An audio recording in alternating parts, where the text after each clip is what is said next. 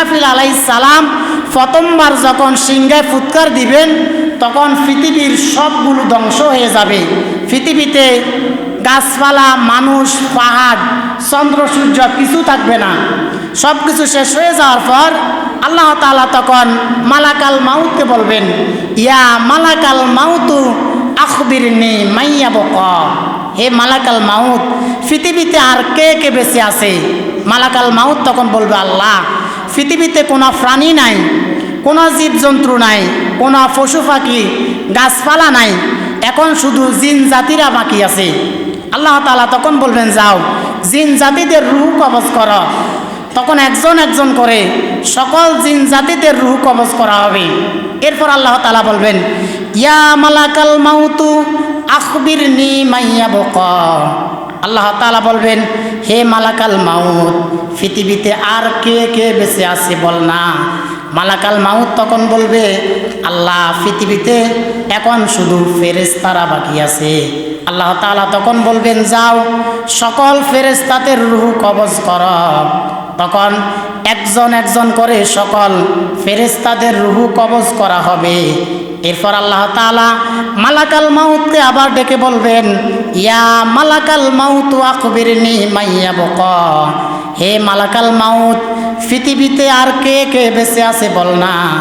মালাকাল মাউত তখন বলবে, আল্লাহ, পৃথিবীতে আর 4 জন ফেরেশতা বাকি আছে। একজন হলাম আমি মালাকাল মাউত আজরাইল, 2 নাম্বার জিব্রাইল, 3 নাম্বার ইসরাফিল, 4 নাম্বার মিকাইল। আমরা এই 4 জন ফেরেশতা বাকি আছি। আমাদের বাহিরে পৃথিবীতে আর কেউ বেঁচে নাই। আল্লাহ তাআলা যখন বলবেন, যাও জিব্রাইলের রূহ কবজ করো, তখন জিব্রাইলের রূহ কবজ করা হবে। এরপর বলবেন, যাও ইসরাফিলের রূহ কবজ করো, মিকাইলের রূহ কবজ করো। 3 জনের রূহ যখন কবজ করা হবে, আল্লাহ তাআলা মালাকাল মাউতকে আবার বলবেন, ইয়া মালাকাল মাউতু আখবিরনি মাইয়া বকা। হে মালাকাল মাউত, পৃথিবীতে আর কে কে বেঁচে আছে? মালাকাল মাউত বলবে, আল্লাহ, পৃথিবীতে আর কেউ নাই। আল্লাহ তাআলা তখন বলবেন, সত্যি সত্যি পৃথিবীতে আর কেউ নাই। মালাকাল মাউত বলবে, আল্লাহ, পৃথিবীতে 2 জন মানুষ বাকি আছে। একজন হচ্ছে আমি আপনার হুকুমের গোলাম মালাকাল মাউত আজরাইল, আর একজন হচ্ছেন আপনি। আমরা এই 2 জন বাকি আছি। আমাদের এই 2 জনের বাইরে পৃথিবীতে আর কিছু নাই। আল্লাহ তাআলা তখন বলবেন, মুতু ইয়া মালাকাল মাউত। হে মালাকাল মাউত, তুমিও মরে যাও। যখন বলবে তুমিও মরে যাও, মালাকাল মাউত তখন বলবে, আল্লাহ, আমি কেন মরব? আমি তো সবাইকে, সবার রূহ কবজ করেছি, সবাইকে মেরেছি, আমি কেন মরব? আল্লাহ তাআলা তখন বলবেন, কুল্লু নাফসিন যায়িকাতুল মাউত।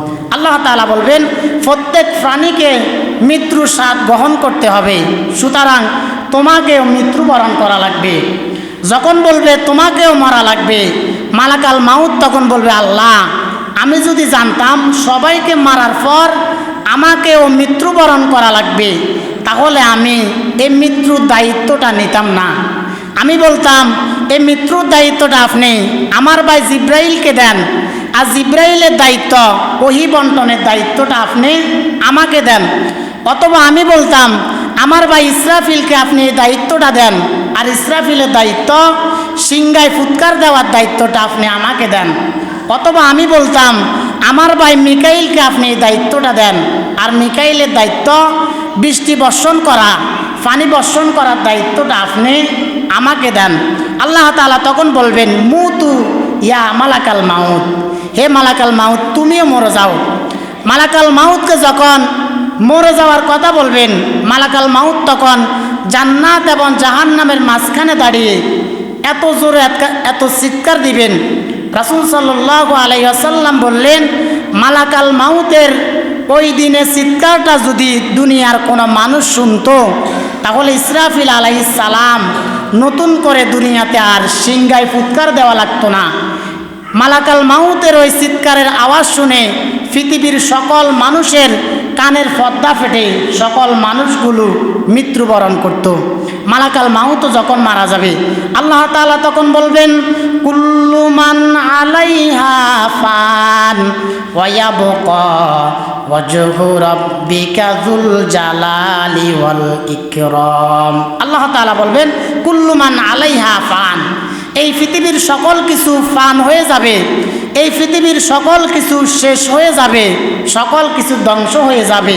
ওয়া ইয়াবকা ওয়াজহু রাব্বিকা যুল জালালি ওয়াল ইকরাম, কেবলমাত্র একমাত্র শুধুমাত্র আমি আল্লাহ নিজে অবশিষ্ট থাকব। সুবহানাল্লাহ। এখন পৃথিবীতে আল্লাহ তাআলা ব্যতীত আর কেউ নাই। আল্লাহ তাআলা যখন পৃথিবীতে কেউ থাকবে না, তখন ইসরাফিল আলাইহিস সালামকে আল্লাহ তাআলা আবার জীবিত করবেন। ইসরাফিল আলাইহিস সালামকে জীবিত করার পর আল্লাহ তাআলা বলবেন, হে ইসরাফিল, তুমি তোমার সিংহায় দ্বিতীয়বারের মতো ফুৎকার দাও।